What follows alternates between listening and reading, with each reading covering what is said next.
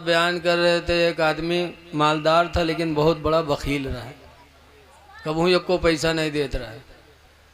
जब सुनिस कि अल्लाह के नाम पर एक देने से 10 मिलता है तो सोचिस यार सबसे बड़ा धंधा तो यही है जो मौलाना बताओ थे यार, अत्ता फायदा कौन तिजारत मने 1 के 10। तो 1 रुपया लिहिस और आवा और कोई पढ़त रहा होगा पकड़ाए दिस। अब सुबह घर पर बैठा कुर्सी डाले कि अब भाई 10 के नोट कोई लेके आई। दिन गुजर गया कोई नहीं आवा, 2 दिन गुजर गए, 3 दिन गुजर गए, 10 का नोट कोई लेके नहीं आया उसके पास। इत्तेफाक से उसको 35 हो गई। जब 35 हुई, 35 तो जानते हुई हो पेट बिगड़ जाए, 35 10 तो लोटा लेके बाहर गवा पैखाना करे। तो जब वहाँ पैखाना करे बैठा तो वहाँ देखी से एक बटुआ पड़ा। बटुआ तो आप लोग जानत हुई हो ना, बुढ़वा लोग जानत हुई हो, कपड़े का बटुआ। पहले तो पर्स चला है, पहले बटुआ चलत रहा है। बटुआ के अंदर जहाँ चुनही धरत रहा है वहीं रुपयो धरत रहा है। पैखाना करने बैठा तो देखा एक बटुआ पड़ा। बटुआ को उठाइस तब उमा खोलिस तो देखी 10 के नोट। तब मौलाना पर बहुत खफा हुआ, कहीं मौलाना तकरीर तो कही लेकिन पूरी बात नहीं बताई। ऐसे कह दिया कि 1 2 के 10 पाओगे, पूरी बात उसे बताना चाहिए। तो गुस्से में पैखाना करके आया और सीधे मौलाना के पास गया। कहा मौलाना मसला बताओ करो तो पूरा पूरा बताओ करो, अधूरा ना बताओ करो। कहीं क्या हुआ? कहा परसों तकरीर में तुमने कहा था 1 2 के तो 10 पाओगे। कहा कहाँ तो था। कहा पूरा बताया करो मसला, अधूरा मसला ना बताया करो। कहा पूरा मसला क्या? कहा पूरा बताया करो कि 1 2 के 35 आएगी तो 10 पाओगे, और तुमने 35 बताया ही नहीं उसमें। ऐसे ऐसे लाखैरा भी चले आते हैं जलसा सुनने। मांगने वाले को कभी दुत्कारो ना। लेकिन बिल्लाहि मिन शुरूरि अनफुसिना व मिन सय्यिआति अमालिना मन यहदिल्लाहु फला मुदिल्ल लहु व मन युद्लिल्हु फला हादिय लहु व नशहदु अल्ला इलाहा इल्लल्लाहु वहदहु ला शरीक लहु व अशहदु अन्न सय्यदना व मौलाना मुहम्मदन अब्दुहु व रसूलुहु सल्लल्लाहु तआला अलैहि वसल्लम। अम्मा बाद फ़अऊज़ु बिल्लाहि मिनश शैतानिर रजीम। बिस्मिल्लाहिर रहमानिर रहीम।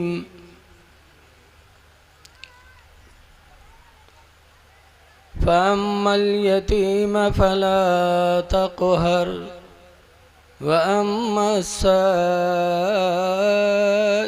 फला तन्हर व अम्मा बिनिअमति रब्बिका फहद्दिस। आमन्तु बिल्लाहि सदक़ल्लाहुल अलियुल अज़ीम। दरूद शरीफ पढ़िए। सल्लल्लाहु अला नबील उम्मी व अला आलिहि व अस्हाबिहि व बारिक व सल्लिम। सलातुम व सलामुन अलैका या सय्यदी या रसूल अल्लाह सल्लल्लाहु तआला अलैहि वसल्लम। हज़रात, आप अपने बिस्तर को छोड़े हैं और आए हैं यहाँ। जिस तरह आप लोग बैठे हैं उस तरह बैठकर आप देर तक कोई बात नहीं सुन पाएंगे। आपके बैठने के लिए इंतज़ाम हमारे वकील साहब ने किया है, तो आप आ जाओ, वरना यही हम लोग सोचेंगे कि या अल्लाह हम लोग तकरीर करने कहाँ चले आए। लागत है कोई मदारी जादू दिखाया हुआ है तो दूर से बैठ के देखा था। अरे सुनने आए हो तो महफिल में आ जाओ, आपको अपने भाइयों के साथ मिलकर बैठने का सवाब अलग मिलेगा और सुकून से सुनने का सवाब अलग मिलेगा। है? आ जाओ। लेकिन कुछ लोग घर से जिद कह के आवत हैं कि चलित तो है लेकिन मौलवीन के मनबे कुछ ना, चाहे जत्ता बगबगई हैं। जिद न करो मेरे भाई, जिद्दी का अंजाम बहुत ख़राब होता है। बेशक जिद इस्लाम में अच्छी चीज़ नहीं होती। कम से कम ये तो सोचो कि एक मर्द मुजाहिद ने तन्हा इतना बड़ा जलसा कराया।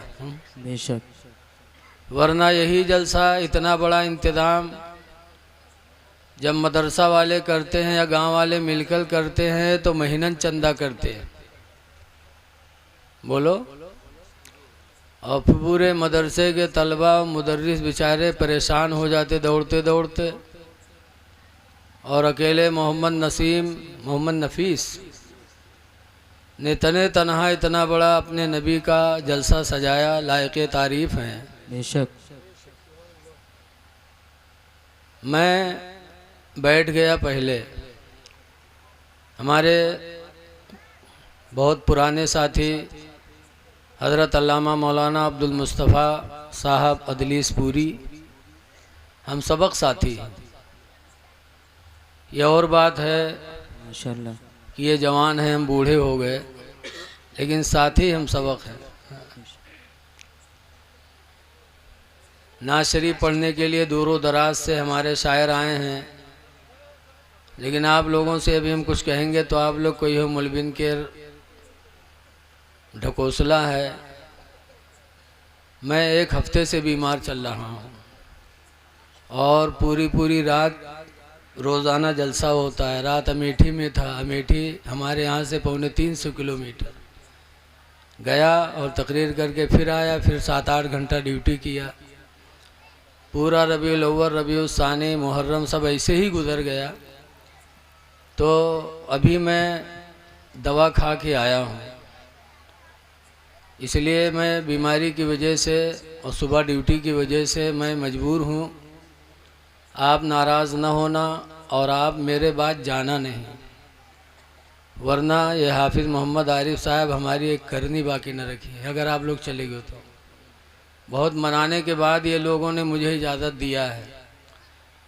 तो आप लोग, जहाँ हमारा पड़ोसी इतना रुपया खर्च करके इतना जलसा कर सकता, तो हम थोड़ी देर अपना वक्त नहीं दे सकते हैं? तो इसलिए मेरे बाद आप जाइएगा नहीं, वरना मुझे भी तकलीफ़ होगी, इन लोगों को भी तकलीफ़ होगी, जलसा कराने वालों को भी तकलीफ़ होगी, और आप दीन की बातों के सुनने से महरूम रहेंगे या आपकी महरूमी होगी।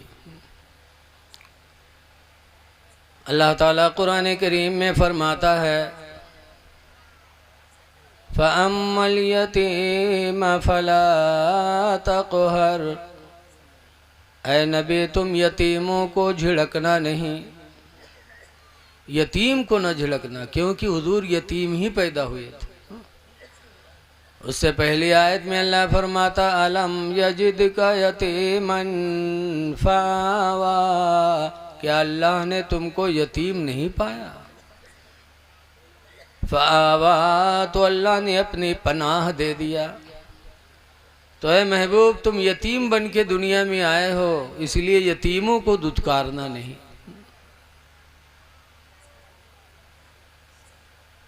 हदीस पाक में है, जो दुनिया में किसी यतीम के सर पर हाथ फेरेगा, हुजूर फरमाते क़यामत के दिन मेरे वो इतना करीब होगा, इतना करीब होगा कि इन दो उंगलियों का इशारा फरमाकर फरमाते हैं, वशब्बका बैना इस्बईन, सरकार ने दोनों उंगलियों की तस्बीह फरमाई, और तस्बीह फरमाने के बाद फरमाते हैं, जैसे इन दो उंगलियों के बीच में कोई तीसरी चीज़ नहीं है, ऐसे मेरे और उसके बीच में क़यामत के दिन कोई तीसरी चीज़ नहीं होगी। बेशक वो हमसे इतना करीब होगा। सीटी ने बोले तो भैया बहुत अच्छा बाजा बोल रहा, उसमें कुछ न करो अल्लाह के वास्ते, बहुत अच्छा बोल रहा है तो इसको अपनी हालत पे रहने दो। आज यतीम हो जाता कोई तो चाचा लोग बड़ा फ़ायदा उठाते, अपने बच्चों को तो अच्छे स्कूल में पढ़वाते और अपने यतीम बच्चे से अपने घर का काम कराते। 10 बीघा इनके ज़मीन, 10 बीघा उनका, वो अकेले खाते, घर भर मिल के खाते, और गल्ला भी की तो इनके मालिक हो जाते। कुरान करीम में अल्लज़ीना याकुलूना अम्वालल यतामा, कि वो लोग जो यतीमों का माल दुनिया में खाते हैं वो माल नहीं खाते बल्कि वो आग खाते हैं। बेशक यतीम को दुत्कारो ना। वम्मस्साइल फला तन्हर, और ऐ महबूब मांगने वाले को भी झिड़को ना। मांगने वाला आए तो उसको झिड़को ना, इसलिए कि अल्लाह ताला अपने बंदों को दौलत देकर उनका इम्तिहान लेता है। गौसे पाक फरमाते थे और फरमाया है कि अल्लाह ताला कभी अपने बंदों का इम्तिहान लेने के लिए किसी फरिश्ते को इंसान की शक्ल में भिखारी बना के अपने बंदे के दरवाजे पे भेजता है। बेशक देखने में तो इंसान लगता है लेकिन हकीकत में कोई फरिश्ता होता है, हमारे तुम्हारे इम्तिहान के लिए आता है। और जब दरवाजे पर मांगता है तो अल्लाह फरमाता उसे दुत्कारो ना, दे दो। खुदा जाने कौन किस लिबास में मांगने आया है। भिखारी को 1 दोगे तो 10 पाओगे।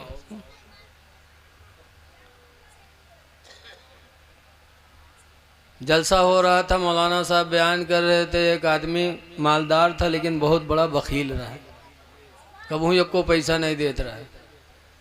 जब सुनिस कि अल्लाह के नाम पर 1 देने से 10 मिलता है तो सोचिस यार सबसे बड़ा धंधा तो यही है जो मौलाना बताओ थे यार, अत्ता फ़ायदा कौन तिजारत मने 1 के 10। तो 1 रुपया लिहिस और आवा और कोई पढ़त रहा होगा पकड़ाए दिहिस। अब सुबह घर पर बैठा कुर्सी डाले कि अब 10 के नोट कोई लेके आई, दिन गुजर गया कोई नहीं आवा। 2 दिन गुजर गए, 3 दिन गुजर गए, 10 का नोट कोई लेके नहीं आया उसके पास। इत्तेफाक से उसको 35 हो गई। जब 35 हुई, 35 तो जानते हुई हो पेट बिगड़ जाए, 35 10 तो लोटा लेके बाहर गवा पैखाना करे। तो जब वहाँ पैखाना करे बैठा तो वहाँ देखी से एक बटुआ पड़ा। बटुआ तो आप लोग जानत हुई हो ना, बुढ़वा लोग जानत हुई हो। कपड़े का बटुआ, पहले तो पर्स चला है, पहले बटुआ चलत रहा है। बटुआ के अंदर जहाँ चुन्ही धरत रहा है वहीं रुपयो धरत रहा है। पैखाना करने बैठा तो देखा एक बटुआ पड़ा। बटुआ को उठाइस तब उमा खोलिस तो देखी 10 के नोट। तब मौलाना पर बहुत खफा हुआ। कहीं मौलाना तकरीर तो की लेकिन पूरी बात नहीं बताई। ऐसे कह दिया कि 1 दोगे 10 पाओगे, पूरी बात उसे बताना चाहिए। तो गुस्से में पैखाना करके आया और सीधे मौलाना के पास गया। कहा मौलाना मसला बताओ करो तो पूरा पूरा बताओ करो, अधूरा ना बताओ करो। कहीं क्या हुआ? कहा परसों तकरीर में तुमने कहा था 1 दोगे तो 10 पाओगे। कहा कहाँ तो था। कहा पूरा बताया करो मसला, अधूरा मसला ना बताया करो। कहा पूरा मसला क्या? कहा पूरा बताया करो कि 1 दोगे 35 आएगी तो 10 पाओगे, और तुमने 35 बताया ही नहीं उसमें। ऐसे ऐसे लाखैरा भी चले आते हैं जलसा सुनने। मांगने वाले को कभी दुत्कारो ना। लेकिन कुरान की ईसायत से मसला सोचो कि अल्लाह अपने नबी से कहता है कि मांगने वाले को दुत्कारो ना। पता चला कि मांगना नबी से साबित है कुरान से। जब मांगोगे तभी तो नहीं दुत्कारेंगे। गैर खुदा से मांगना अगर नाजायज़ होता तो अल्लाह ताला अपने नबी से न कहता कि मांगने वाले को दुत्कारा न करो। गैर खुदा से भी मांगा जाता। लेकिन जो लोग कहते हैं गैर खुदा से मांगना नहीं चाहिए। पता नहीं काहे वो अपने मेहरुआ से खाना मांगा था कि खाना ले आओ, पानी ले आओ, वो भी तो गैर खुदा है। तो जिस तरह अपनी औरत से आप सामान मांगते हो, कोई चीज़ मांगते हो खुदा समझ के नहीं, अल्लाह का बंदा, अल्लाह की बंदी समझ के, ऐसे ही हम दूसरों से मांगते हैं खुदा समझ कर नहीं, खुदा का बंदा समझ करके।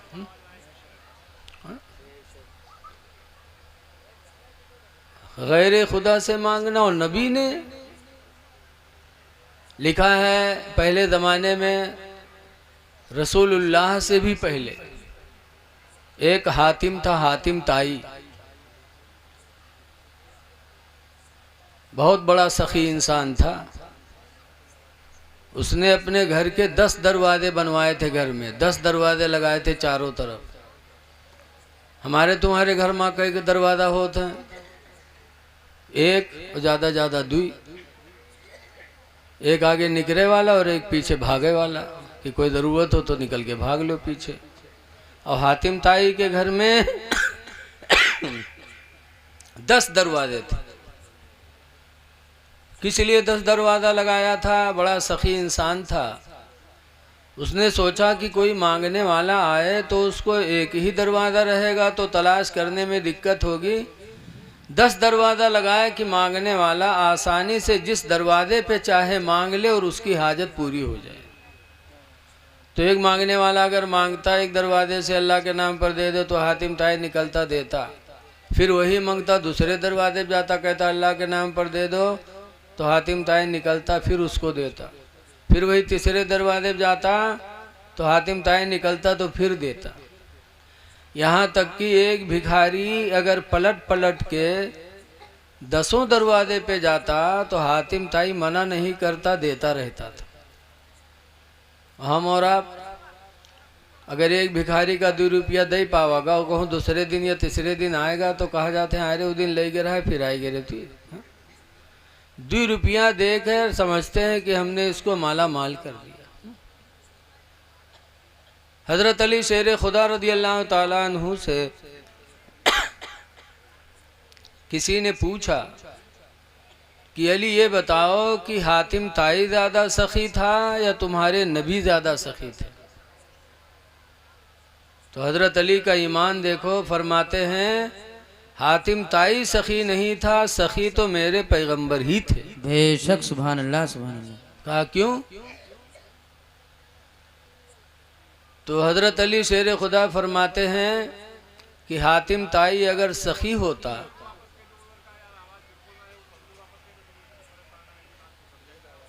उधर आवाज नहीं जा रही भैया, तो करो जो करो। इतनी तेज आवाज जा रही है, वो लोग नहीं सुन रहे हैं, ताज्जुब की बात है भाई। बना लो भैया, जैसे वो कहते हो वैसे बना लो, फिर ना हो।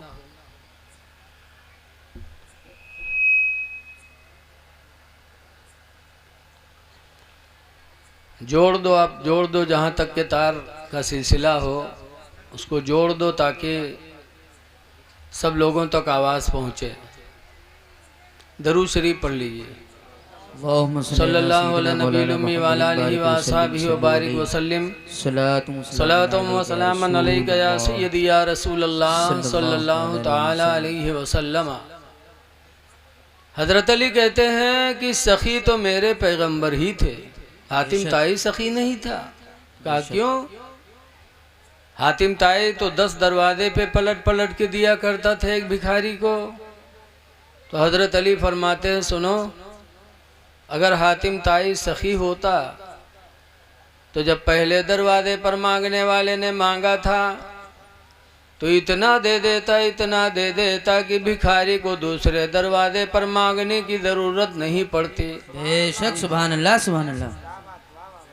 लेकिन वो सखी हातिम ताई देता था, लेकिन फिर वो भिखारी पलट पलट के 10 दरवाजे पे मांगा करता था। इसका मतलब कि हातिम ताई देता ज़रूर था लेकिन मांगने वाले की ज़रूरत भर नहीं देता था। और मेरे नबी ऐसे सखी कि जिसको दिया फिर ज़िंदगी में उसको मांगने की ज़रूरत नहीं पड़ी। बेशक बहुत सी मिसालें हैं। हजरत अबू हुरैरा रदियल्लाहु ताला अन्हु हैं और हजरत अनस हैं। अनस हुजूर को वजू का पानी दिया करते थे, बच्चे नहीं थे तो हजरत अनस वजू का पानी देते थे। एक दिन अल्लाह के रसूल को रहम आया, वो तो रहमतुल लिल आलमीन थे ही, वो रहम आया और दुआ मांगी कि या अल्लाह अनस को माल और औलाद अता फरमा दे। तो सरकार की दुआ होनी थी कि अनस के घर में तकरीबन 99 बच्चे पैदा हुए। कितने बच्चे पैदा हुए? 99 बच्चे पैदा हुए। और मदीने मुनव्वरा में अनस की जो खजूर की बाग थी, सबकी बागों में साल में 1 मरतबा फल आता था, लेकिन अनस के बाग में साल में 2 मरतबा फल आने लगे। बेशक सुभान अल्लाह। माला माल हो गए अनस। अबू हुरैरा भी गरीब सहाबी थे, हुजूर की खिदमत में थे। सरकार के घर में खजूरों का ढेर लगा था। अबू हुरैरा एक झोली रखते थे, बहुत गरीब थे, कोई देता था तो उसी में डाल लेते थे। हुजूर ने खजूर के ढेर में इसे हाथ मारा, कहा लो अबू हुरैरा। अबू हुरैरा ने झोली खोली, सरकार ने इसे डाल दिया हाथ में। अब कितनी खजूरें आई होंगी ऐसे में? 15-20 बोलो। लेकिन सरकार फरमाते अबू हुरैरा जाओ, इस झोली की खजूरें खुद खाना, अपने घर वालों को खिलाना और अल्लाह के नाम पर सदका भी करते रहना। अबू हुरैरा का बयान है कि उसके बाद मैं वो झोली लेकर के गया, खुद खाता रहा, घर वालों को दे दिया रहा, घर वाले खाते रहे और अल्लाह के नाम पर सदका करता रहा। और जब हुजूर का विसाल हो गया, हुजूर के विसाल के बाद हज़रत अबू बकर सिद्दीक़ रज़ियल्लाहु ताला अन्हु अमीरुल मोमिनीन बने। तो 2 साल 3 महीना 5 दिन खलीफा रहे। फरमाते हैं कि हज़रत अबू बकर की ज़माने खिलाफत में बराबर मैं झोले की खजूरें खाता रहा, अपने घर वालों को खिलाता रहा और खुदा के नाम पर सदका करता रहा। हज़रत अबू बकर के विसाल के बाद हज़रत उमर खलीफा बने। 10 साल तक हज़रत उमर खलीफा रहे और उनके ज़माने खिलाफत में मुसलसल 10 साल तक अबू हुरैरा झोली की खजूरें खाते रहे, सुभान अल्लाह, घर वालों को खिलाते रहे और अल्लाह के नाम पर निकाल निकाल के सदका करते रहे। हज़रत उमर के विसाल के बाद हज़रत उस्मान गनी खलीफा बने। 12 साल तक हज़रत उस्मान गनी खलीफा रहे, लेकिन 12 साल मुसलसल अबू हुरैरा झोले की खजूरें खाते रहे, खिलाते रहे, अल्लाह के नाम पर सदका करते रहे। फरमाते हैं खुदा की कसम, कई मन खजूरें मैंने उसमें से निकाल निकाल कर अल्लाह के नाम पर सदका किया। बेशक ये मेरे नबी थे कि अबू हुरैरा गरीब थे और दाता बन गए, देने वाले बन गए। मेरे नबी ने जिसको दिया तो फिर मांगने की ज़रूरत ज़िंदगी में उसको नहीं पड़ी।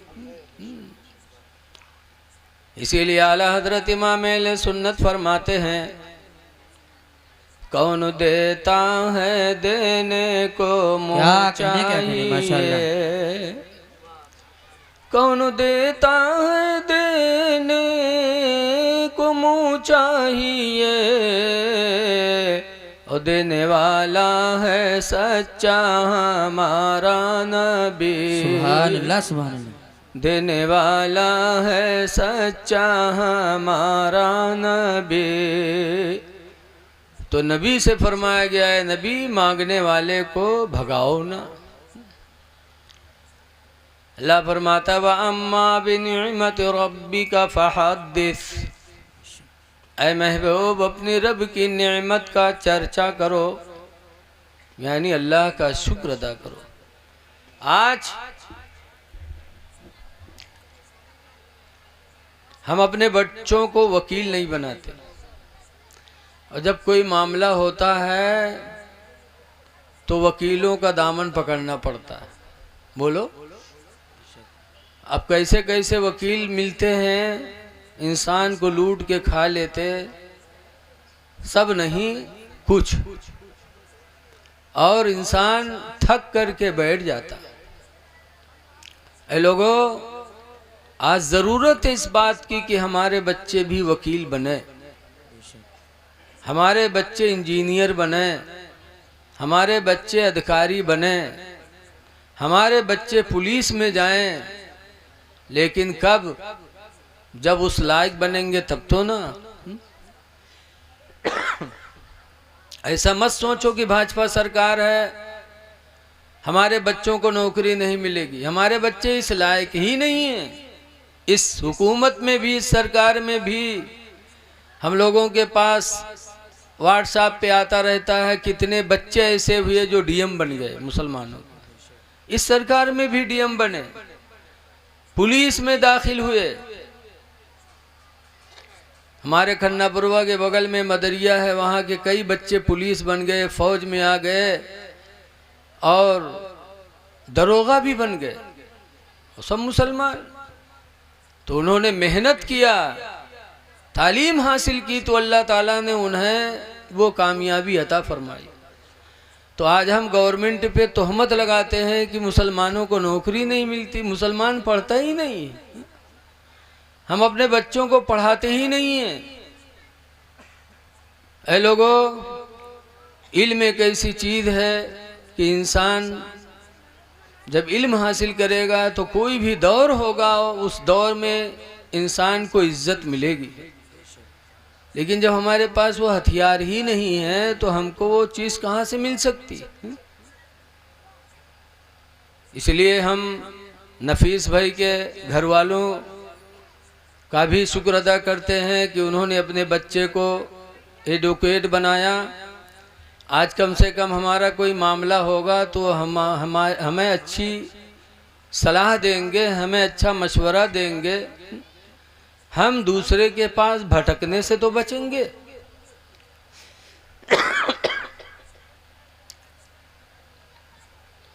रौनाही है, जमदा शाही है, घोसी है, मुबारकपुर है, बरेली शरीफ है, कितने बच्चे ऐसे जो आलिम बन करके और उन्होंने हिंदी अंग्रेजी भी सीखी और इस तरह सीखी कि आज बड़े बड़े ओहदों पर वो फाइज हैं। मारहरा शरीफ देखो, जहाँ से आला हजरत मुरीद हैं, वहाँ के लोग सैयद लोग और कितने ऊंचे ऊंचे पोस्ट पे हैं।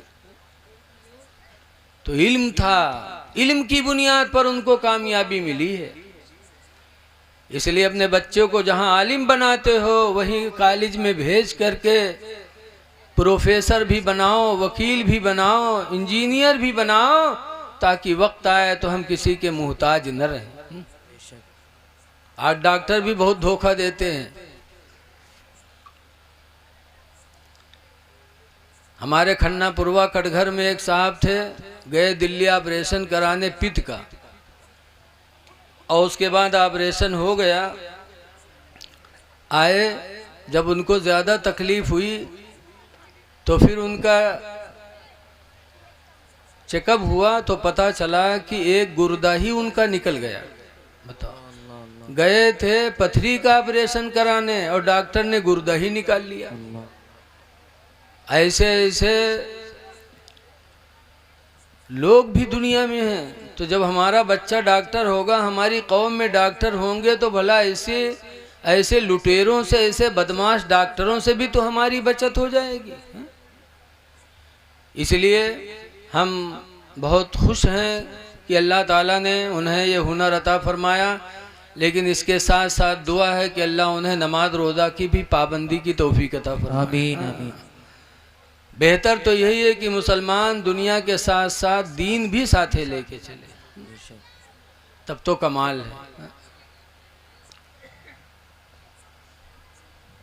आज ये मुबारक जलसा गौसे आदम के नाम से मंसूब है ना। हुजूर गौसे आदम रदी अल्लाह ताला अन्हु की ज़िंदगी हमारे आपके लिए नमूने अमल है। गौसे आदम सरकार क्या साबिर थे, उनके अंदर सब्र था। आज हम बेसब्रे हैं, गौस का नाम भी ले रहे हैं। गौसे पाक रदी अल्लाह ताला अन्हु बगदाद की एक गली से जा रहे थे, उधर से एक नौजवान आ रहा था। करीब पहुंचा, ना सलाम ना कलाम, आते आते गौसे आदम के चेहरे पे तमाचा मारा। तो गौसे आदम ने घुमा के दूसरा रुख पेश कर दिया, इशारा कहा लो इस पे भी लो। जब ये रुख पेश करके इशारा किया कि इस पे भी मारो, तो वो जवान हैरत में पड़ गया।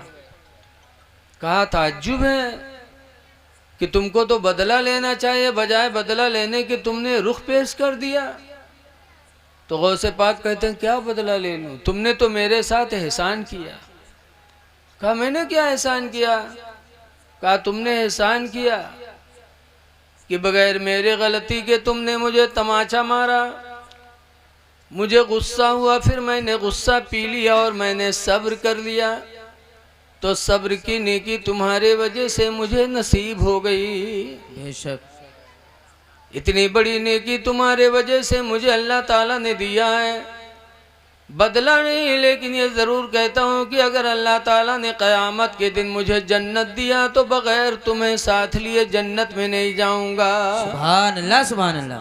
वो नौजवान हैरत में पड़ा, गौसे आदम के कदमों में गिरा और रो करके माफ़ी मांगी और गौसे आदम से मुरीद हो गया, सच्चा पक्का दीनदार हो गया। तो ये गौसे आदम की ज़िंदगी थी, उन्होंने बदला नहीं लिया। क्यों? नबी की सुन्नत पे चलते थे। अल्लाह के रसूल ने भी ऐसे सब्र किया। आज तो हमको बुलाया गया, इतना बड़ा इंतज़ाम हुआ, दावत वगैरह हुई, तब हम आए, लेकिन अल्लाह के रसूल को बुलाता नहीं था कोई। मक्का से 70 किलोमीटर पैदल चल के हुजूर ताइफ गए और ताइफ में जाने के बाद लोगों को जमा किया और अल्लाह की वहदानियत का ऐलान किया कि लोगों अल्लाह एक है, ला इलाहा इल्लल्लाह, अल्लाह के अलावा कोई इबादत के लायक नहीं है। जैसे अल्लाह की एक का पैगाम दिया, ताइफ के लोगों ने नजराना नहीं दिया था, बल्कि मेरे नबी पर पत्थर बरसाए थे और इतने पत्थर बरसाए कि मेरी नबी की पिंडलियां जख्मी हो गईं और इतना खून बहा कि जूते खून से भर गए। हुजूर बैठ गए। जो लोग साथ में थे उन लोगों ने कहा उदू अलल मुशरिकीन, अल्लाह के रसूल इन मुशरिकों पर बद्दुआ कर दो, हिलाक हो जाए, पत्थर मारने वाले बर्बाद हो जाए। लेकिन हुजूर ने हाथ उठाया तो बद्दुआ नहीं की, बल्कि हदीस में मेरे पैगंबर ने कहा था अल्लाहुम्मा यहदी कौमी, अल्लाह मेरी कौम को हिदायत दे दे, फ़इन्नहुम ला यालमून, इसलिए कि ये मुझे पहचान नहीं पा रहे हैं। अल्लाह मेरी कौम को हिदायत दे दे। इसीलिए कहने वाले ने कहा है कि सलाम उस पर कि जिसने बादशाही में फ़कीरी की, सुभान अल्लाह, सुभान अल्लाह। और सलाम उस पर कि जिसने गालियाँ सुन कर दुआएं दी। तो ये लोगों सब्र करो, सब्र मेरे नबी ने किया। आज आप पर जुल्म हो रहा है, आपको सताया जा रहा है, आप सब्र करें। सब्र का अंजाम बड़ा अच्छा होता है। सब्र करोगे इंशाअल्लाह कामयाब हो जाओगे। जालिम की जिंदगी बहुत थोड़ी होती है। जुल्म करने वाला हमेशा कामयाब नहीं रहता, साबिर ही इंसान हमेशा कामयाब रहता है। इसलिए सब्र की ज़रूरत है, बहुत गौर व फिक्र की ज़रूरत है कि हम किस तरह ज़िंदगी गुजारें। आज हमारा माहौल इस्लामी माहौल से अलग होता जा रहा है। ये एहसान नहीं सोचते कि हमको अल्लाह ताला ने आसानी से इस्लाम दे दिया। मुसलमान घर में पैदा हो गए, अब्बा अम्मा मुसलमान, लड़का भी मुसलमान। अगर यही इस्लाम मेहनत से मिला होता तब आपको इसका एहसास होता। आज सीने तान के हम कहते हैं मुसलमान हैं, और मुसलमान हो कि नहीं कम से कम सोचो तो ऐसे जैसे एक आदमी लीलवा गोदावेगा लीलवा, और लीलवा गोदावे वाले से कहे समरे पीठ पर शेर बनाए दो, तो लगाई करंट की सुई, और जब मारी चप से तो तड़पड़ान, अरे क्या बना रहे हो? कहा शेर की पूंछ बना रहा हूं। अरे रहने तो बहुत तकलीफ हो रही है, बगैर पूंछ के शेर बना दो। बहुत से शेर ऐसे होते जिनकी पूंछ नहीं होती, कटी होती, डुंडे होते हैं, बगैर पूंछ के शेर बनाओ। फिर जब उसने सुई खचोया तो तड़पा, अरे अब क्या बना रहे हो?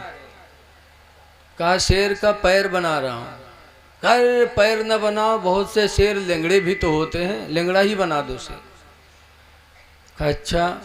फिर जब सुई खचोया तो फिर चिल्लाया, कहा आप क्या बना रहे हो? कहा शेर की आंखें बना रहा हूँ। अरे आंख न बनाओ, बहुत से शेर अंधो तो होते हैं, रहा दो आंख न बनाओ, बगैर आंख वाला शेर बनाए दो। अच्छा। फिर जब सुई कचोया, फिर जब तड़पा, कहा अरे अब क्या बना रहे हो? कहा शेर का पेट बना रहा हूँ। कहा अरे बगैर पेट के शेर बनाओ, बहुत तकलीफ हो रही है। तब लीलवा गोदे वाला चिल्लान, कहे सरे भैया हम कौन शेर बना दे? ऐसा शेर कहूँ होइए नहीं जी कि न पेट होए, न टांग होए, न पूंछ होए, न आँख होए, जब कुछ है नहीं तो शेर का है का? ऐ मुसलमानों, ऐसी हम जैसे माफ किया कद अफौतु का, मैंने तुझे माफ कर दिया, वैसे उसका जिस्म फिर से ही सलामत हो गया। फालिस खत्म, फिर से ही सलामत। फिर सोचिस इंसान बड़ा जालिम होता है। सोचिस कहूँ बेर बेर थोरो हुई, ब फिर खसका आ गया। जब फिर खसका तो फिर फालिश गिरी, जब फिर फालिश गिरी तब फिर माफी मांगा, माफ कर दिया। तो बादशाह ने हजरत सारा को वापस करवाया। ऐ लोगो, खुदा का वादा कभी झूठा नहीं हो सकता। अल्लाह का वादा है मन यत्तकिल्लाह, जो अल्लाह से डरेगा, यजअल लहू मखरजा, तो अल्लाह उसके लिए कोई ना कोई रास्ता जरूर निकालेगा। ऐ लोगो, ज़िना से बचो। हदीस में आया है कि दो चीज़ें ऐसी हैं जो इंसान की रोजी को खा जाती है। वो दो चीज़ें कौन है? एक तो झूठ और दूसरा ज़िना। झूठ बोलने लगा इंसान, जानी हो गया, तो धीरे धीरे उसकी रोजी चली जाती है, फिर वो मुफलिस और मुहताज हो जाता है। इसलिए ज़िना से भी अपने आप को बचाओ और झूठ से भी बचाओ। तीसरे नंबर पर सरकार फरमाते हैं वद्दय्यूस, और दय्यूस जन्नत में नहीं जाएगा। साहबा नहीं समझ पाए दय्यूस क्या है, तो पूछा अल्लाह के रसूल दय्यूस कौन है? तो उन्होंने फरमाया जो अपनी माँ बहन बेटी को बेपर्दा घुमाए वो दय्यूस है। लिहाजा अपनी बहनों को, अपनी बच्चियों को, अपनी औरतों को पर्दे में रखो। जवान बच्चियों को कॉलेज स्कूल में न भेजो मेरे भाई। आज माशरा बड़ा तारीख होता जा रहा है।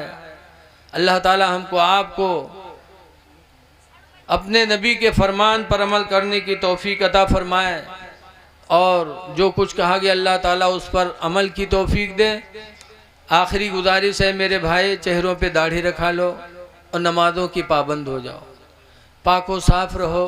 कुरान में है क़द अफ़लहा, वो कामयाब हो गया। कौन? मन तज़क्का, जिसने पाकी हासिल की, वज़कर अस्मा रब्बिही फसल्ला, और अपने रब को याद करके नमाज अदा कर ले। तो पाक रहो, नमाज पढ़ो, अल्लाह फरमाता है कामयाब हो गए। तो पाको साफ होना बहुत ज़रूरी है। आज हम में कितने लोग ऐसे हैं कि जो नापाक रहते हैं। आखिरी बात बता रहा हूँ, हज़रत इब्न अब्बास की रवायत है, मर्रा रसूलुल्लाह सल्लल्लाहु अलैहि वसल्लम भी कब्रैन, सरकार एक मर्तबा दो कब्रों के पास से गुजरे। फ़क़ाल इन्नहुमा युअज़्ज़िबानी, तो सरकार ने फरमाया दोनों कब्र वाले अज़ाब दिए जा रहे हैं। क्यों? उनमें से एक के बारे में फरमाया ला यस्तंदहु मिनल बउल, एक कब्र वाला पेशाब की छींटों से नहीं बचता था।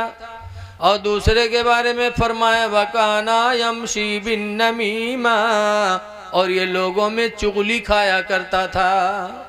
ये चुगली की वजह से अज़ाब कब्र में मुब्तला है, और ये पेशाब की छींटों के बचने से अज़ाब कब्र में मुब्तला है। पता चला कि पेशाब के कतरों से छींटों से न बचना ये भी अज़ाब कब्र का सबब है।